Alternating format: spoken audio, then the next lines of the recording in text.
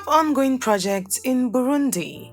Hello Displorers, welcome to another informative video presented to you by Displore and thanks for watching. In this video, we shall examine the top ongoing projects in Burundi. Located at the heart of the African Great Lakes region, Burundi is a small densely populated landlocked country. Two-thirds of the country's 10.6 million people live below the poverty line, and more than 90% derive their livelihoods from agriculture, which is why most of the projects are agriculturally based. Though the vast majority of the country's poor people are small-scale subsistence farmers, the percentage of fertile land available for agriculture is decreasing due to the country's high population growth rate. Still recovering from a long period of instability, poor health and poverty abound, hence many projects are geared towards reviving these areas. Although some of their projects are funded nationally, for the most part, foreign aid received from the Western Europe and other regions worldwide sustain the economy of Burundi. If you're new here, welcome. Be sure to subscribe and turn notifications so you don't miss any of our videos. Without any further ado, here are the top ongoing projects in Burundi. Number 7. National Program for Food Security and Rural Development in Imbo and Moso. The National Program for Food Security and Rural Development in Burundi will strengthen food security and rural development in the regions of Imbo and Moso. It will contribute in reinforcing hydro-agricultural infrastructure in the marshland and plains, providing access to production areas, develop and organize the rice and dairy value chains, support the diversification of production, and improve the nutritional conditions and build institutional capacity among those in the agricultural sector who are engaged in rice and dairy value chains. The program will reach out to and benefit 225,000 rural people. It is estimated that 50% of the beneficiaries will be women and 30% young people, in particular young orphans. The program will help create jobs at husking units, mini-mills, and in milk collection centers.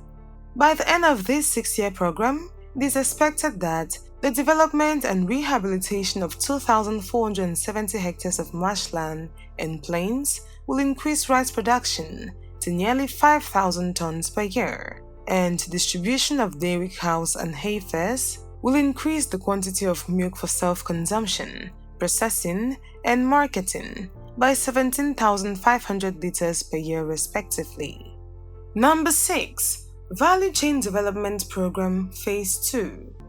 The second phase of the Value Chain Development Program, PRODEFI 2, aims to strengthen the achievements of the first phase of the program in the provinces of Bubanza, Cibitoke, Gitega, Karusi, Kayanza, Muramvya, Ngozi, as well as the province of Muyinga.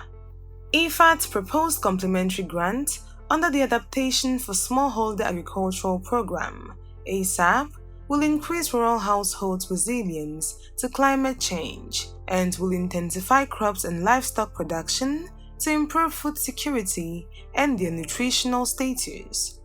In addition, PRODEFI 2 will help the smallholder farmers of the program area to improve the processing and the marketing of their products. It will also create jobs for young people.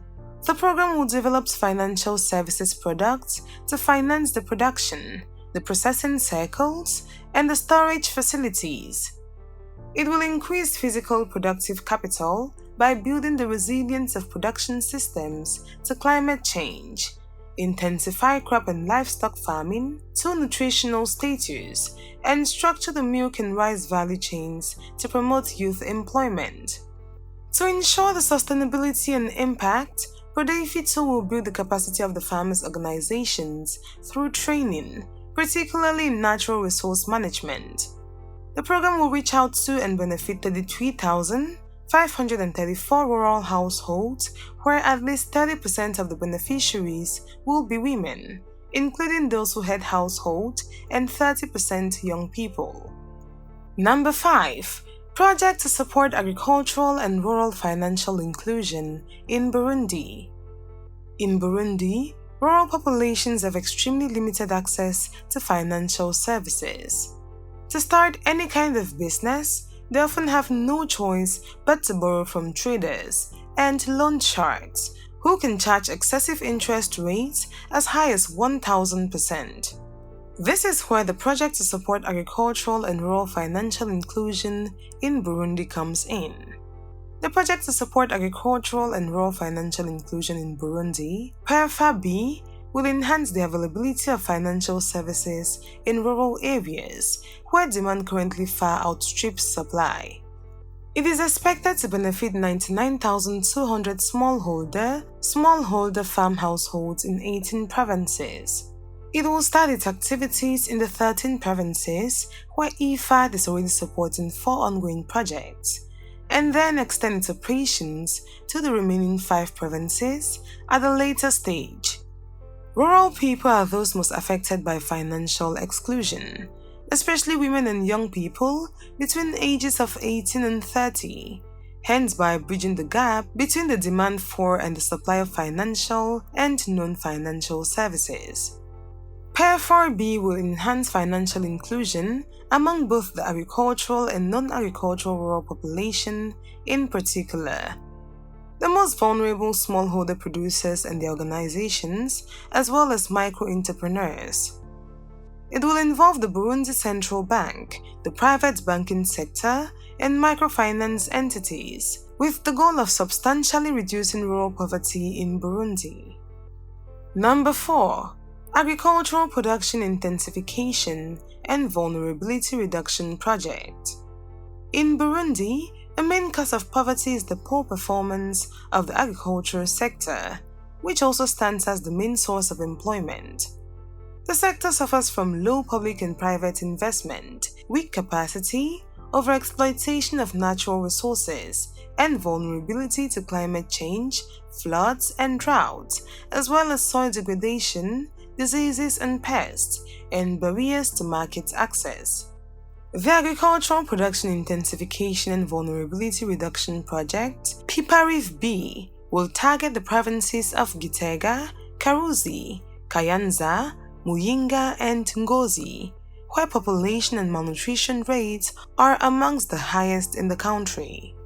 AFDB aims to reduce chronic child malnutrition and improve overall nutrition rates in the project areas by training household members in good dietary practices, nutrition, and hygiene.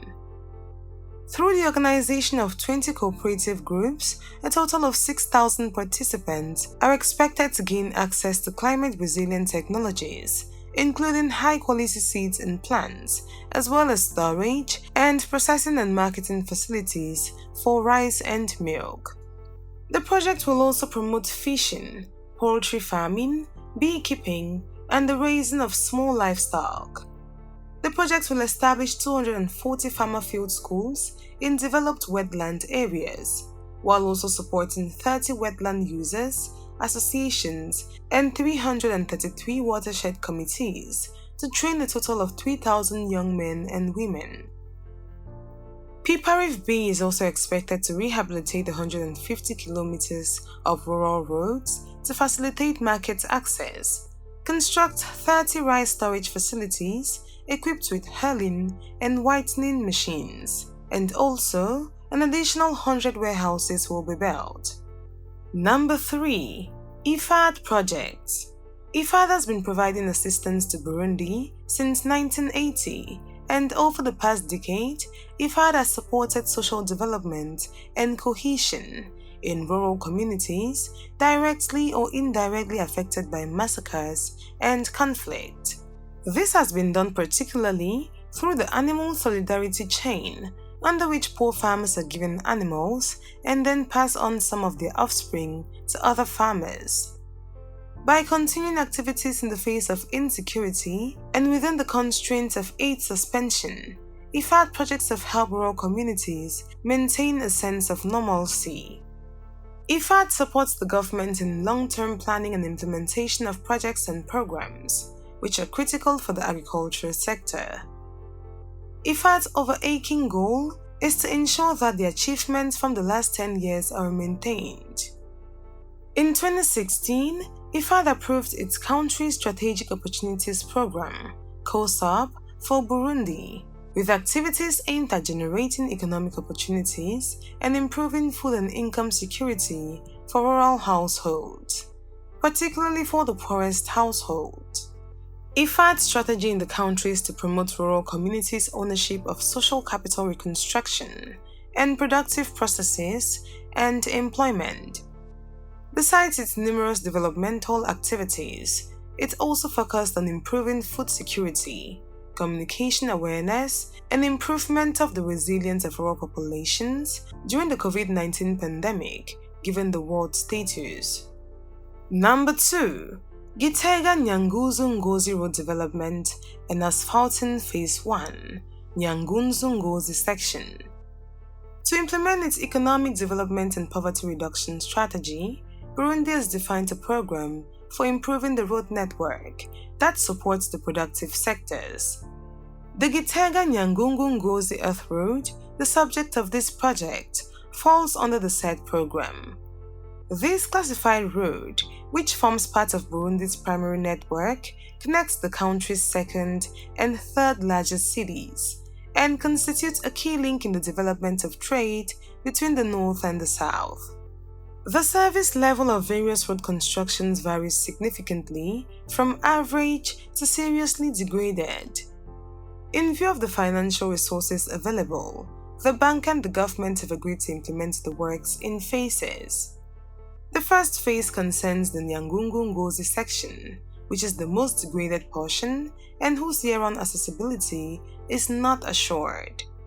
The project comprises the development and asphalting of the Ngozi-Nyangungu 30-km section, associated structures including the rehabilitation of 80 km of feeder roads, the development of socio-economic and market amenities, and support to project management and monitoring.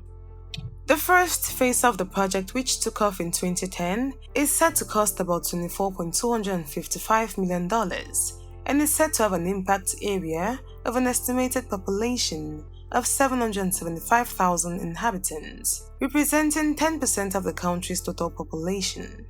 This project is expected to contribute to the development of trade between the north and the south of the country, as well as with neighboring Rwanda.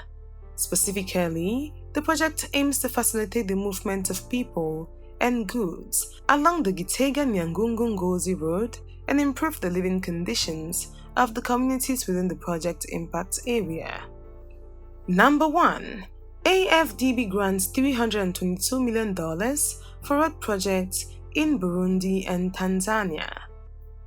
The African Development Bank Group, AFDB Group, has approved $322.35 million loans and grants to Burundi and Tanzania to finance the upgrade of the 45-km Rumonge-Gitaza and the 260-km Kabingo-Kusulu-Manyonvu roads.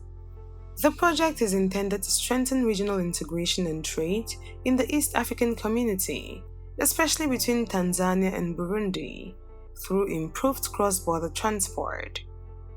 It is part of the East African Roads Network, linking the port of Dar es Salaam to the markets of Tanzania, Burundi, Rwanda, Uganda, and the DRC. The project consists of several phases, including the upgrading of 260-km Kabingo-Kasulu-Manyovu Road in Tanzania from gravel to bitumen standard, and rehabilitation of the 45-km Rumonge-Gitaza paved road section in Burundi. It also involves the construction and operationalization of a one-stop border post between Tanzania and Burundi at Monyovu-Mugina border, with rural-urban roads rehabilitation, construction of health centers and schools, community water sources and road safety, institutional support, and capacity building, including compensation and resettlement of people affected by the project. To be completed in 2023, the project aligns with the national development plans of Burundi and Tanzania. particularly the sectoral policies on transport. Upon completion, the road will help open up rural areas, reduce vehicle operating costs, and improve road safety and access to socioeconomic and health infrastructure located along the roads, particularly in Burundi's Rumonge province and Tanzania's Kigoma region. African Development Bank Group East Africa Regional Development and Business Delivery Office Director General Gabriel Negatu said, the project will fundamentally enhance the mobility of goods and services for the people in Burundi and Tanzania. The improved transport will bring additional benefits for the two neighboring countries, including empowering women and youth for whom new market centers will be opened, and other economic activities will increase. The project is in line with the objectives of the bank's 10-year strategy of 2013 to 2022, which focuses on assisting the regional member countries achieve more inclusive and greener growth through the bank's high five priorities, including integrating Africa and improving the lives of people of Africa. The project is also consistent with the bank's country strategy papers for both countries, which have infrastructure development as an important pillar. There you have it, explorers. Those were the top ongoing projects in Burundi. Thanks for watching this video, and if you did enjoy this video, do also give it a thumbs up, and do not forget to subscribe and share with your friends.